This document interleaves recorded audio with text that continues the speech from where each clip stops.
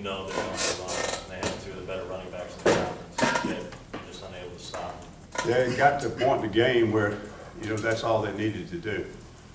And so you got to chalk up some of the 5s and 8s and 7s to Georgia doing a heck of a job. Like I said, they got great running backs. They did a good job up front blocking us.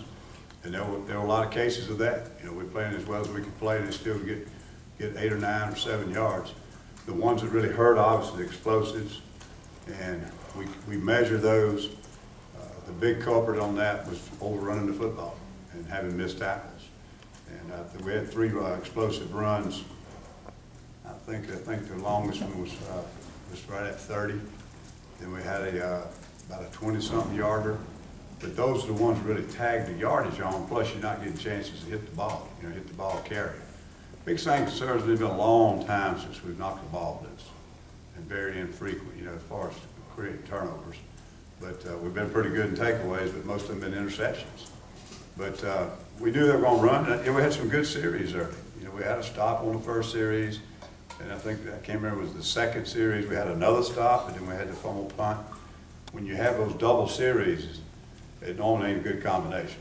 Because when it gets 5 or 6, 7 plays and you get them off the field and you got to go right back out there, it starts to wear on you physically. And of course, they can do that to you. And we had the other one, of course, with the roughing the punt. We had a good 4th down stop. We're going to get the ball in good field position. Then we're back out there on defense. I think that one led to a field goal. So there's some things in there you can't control, but we got to get to the point where quality defense, we can step up and make a big play for us in those situations and still get off the field. But I thought as the game wore on, obviously they took the approach, they weren't going to put the ball in the air. I think out of the last maybe 25 or 30 snaps, they threw 1 bootleg. And it was grinded time because they were going to play to the defense. Now, let's early in the season, you guys used Gabe and Montrevious out at end. Is there any reason why you wouldn't do that anymore? We may have to at some point in time. Right now, it's the depth of tackle. We've got them rotating in there tackle. Whitaker's been out the last 2 weeks, and I feel like that four-way rotation is more important to us. Lambert played pretty good. Elijah, other than some assignments, played pretty physical. But we've got 4 ends right now. We've been playing pretty consistent, so we haven't moved them back out there. But it's a double whammy. If we move them out there, we're losing some depth of tackle. How concerning is it from your standpoint to, at least stat-wise, the defense has progressed? It seems week to week these last 4 or 5 years. I told our kids, we joined the 400 club and the 30 club. We've had a 400-yard game for 4 weeks in a row. We've had a 30-point game. Now, Georgia ain't scored less than 30-something on anybody, but Florida rushed for 400 yards.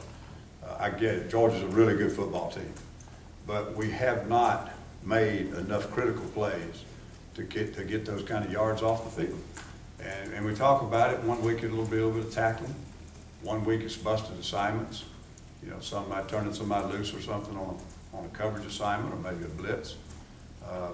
So it's been a variety of things. And the players are frustrated too. And they're practicing hard, they're working hard. We got an expression, it's CAP. It's coaching, it's accountability to the player, and then there's performance on Saturday. So I know they're trying hard, they want to do it right. I think we're coaching the right things. We always take a look at that. We're going to be self-critical every time we can. Got to make sure we're not doing too much. Got to make sure that the kids understand it when they go on the field. And then there's performance. You got to do it. It's not a practice game. It's a game on Saturday now. So we got to get better performance. But it is a concern, and I do think we've played better quarterbacks and probably some better offenses in that stretch. But you got to step your game up when you do. I know this is a difficult question to answer in the middle of the season, but is it more of a coaching issue or is it more of a talent issue right now? Well, we're going to always think it's coaching, because if you don't, then you don't have any solution. And I'm not going to sit there and say that, we're doing some of the same things everybody else in America does, but we got to do it on a more consistent basis. And that's what I was just saying. When you have that issue as a coach, you always take that upon yourself. I either got to teach it better, we got to rep it more frequently, we're doing too much, somehow he's not understanding it. If you get to a point where the player just can't perform, then you got to make a change there. But your first thing you're going to do is make sure you're coaching it and teaching it right. Ellis, Jonathan Jones looks like he's playing pretty well now. Is that the case? He had another really good game in coverage. You know, y'all saw there were hardly any downfield passes completed. And of course, the game got to a point where they didn't want to throw any downfield. But he did have a couple of missed tackles that could have hurt us. But overall, I think he's probably played as well as he could. And I thought made 3 really super plays on the ball in the air for sure. How'd the linebackers play? They're very productive. Again, I just feel like the consistency can be better. You know, I don't know, I had Cass down for about 11 or 12 first hits on tackles. Frost didn't have as many, but the ball didn't have as many at the point of attack. But they were both productive, and Anthony Swain played well in a limited number of plays. I was pleased with that. But there's a consistency thing. You know, sometimes they overrun the ball, or a blitz that's not clean. It doesn't hit quick enough. Things that we're going to have to do, especially in a ball game like that, you got a chance where maybe the defense can get you back in the ball game. You got to have a big play. So that's the one thing I'd like to see from them. They've been productive. I mean, y'all get all the numbers on it. You can see what they've been doing and making a bunch of tackles, getting to the football, making a bunch of plays. They've had tackles for loss, they've had quarterback hits and sacks. But we got to get the consistency, and that starts with me. You look like you kind of tried to rotate them at some points, get that linebacker rotation going. What were you looking for there?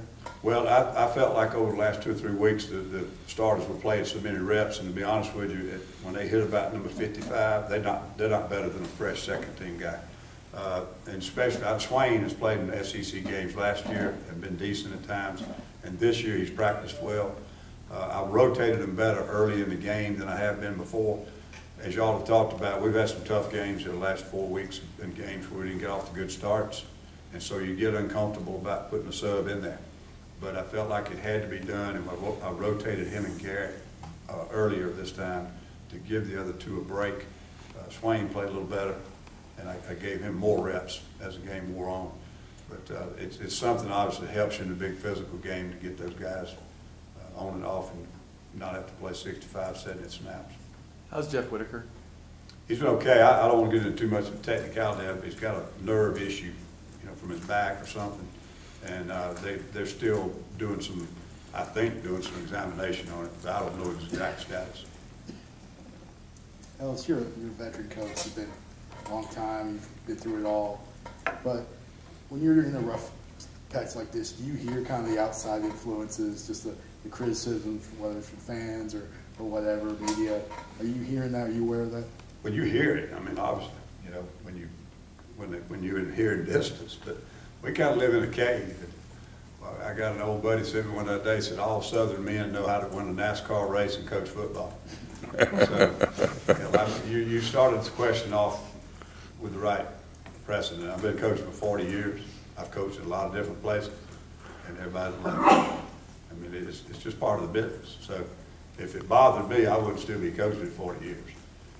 And I can understand some of it. You know, if we're frustrated, players are frustrated, obviously fans are frustrated. But anyhow, they can teach me how to win a NASCAR race or coach football. I'll take it. Take 2 more. So did you feel like in some ways you took some steps forward last night? Defensively? Right. We played a lot more physical. We did some things that were good against a very talented football team. The biggest thing I saw is we were put in really tough situations, things we couldn't control, and the players fought back. And the mistakes we made are what really kept us from being able to lift us out of that hole. It wasn't the physicality of it or the nature of the performance. It was just a lot of little mistakes where you do those against great athletes, and normally you're going to end up with a big play. But, you know, it's been sort of, to me, it's been sort of like trying to run it in quicksand. We've been doing things as hard as we can do them and as well as we can do them. There hadn't been a lot to show for it. But every game, if there's 75 snaps, there's about 55 or 60 really good-looking snaps, but then those other 15 are killing us.